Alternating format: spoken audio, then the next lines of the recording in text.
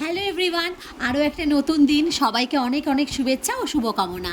আজকে আমি করব ভাবছি ডিমের নর্মাল না ঝোল করে একটু অন্যরকম কিছু। তার জন্য আজকে করব এগ চিলি। প্রথমেই দেখো ডিমগুলোকে সেদ্ধ করে 4 টুকরো করে নিয়েছি। এরপরে দেখো 3 চামচ অ্যারারুট পাউডার, 3 চামচ ময়দা, একটুখানি গোলমরিচ আর একটুখানি নুন দিয়ে ব্যাটারটা তৈরি করে ডিমগুলোকে আমি একে একে সাদা তেলে ভেজে নিয়েছি। তারপরে দেখো ডুমো করে পেঁয়াজ, ক্যাপসিকাম, একটুখানি আদা রসুন ছোটো ছোটো করে কুচি করে নিয়েছি। আর নিয়েছি হচ্ছে লঙ্কা কুচি। প্রথমেই দেখো আদা রসুনটাকে ভেজে নিয়ে পেঁয়াজটাকে ভেজে নেব, তারপরে ক্যাপসিকামটা দিয়ে দিচ্ছি, তারপরে লঙ্কাটা দিয়ে দিলাম, দিয়ে সমস্ত কিছু কিন্তু ভেজে নিচ্ছি।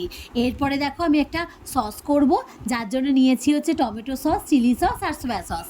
এরপরে দিয়ে দিচ্ছি অ্যারোমেট পাউডার।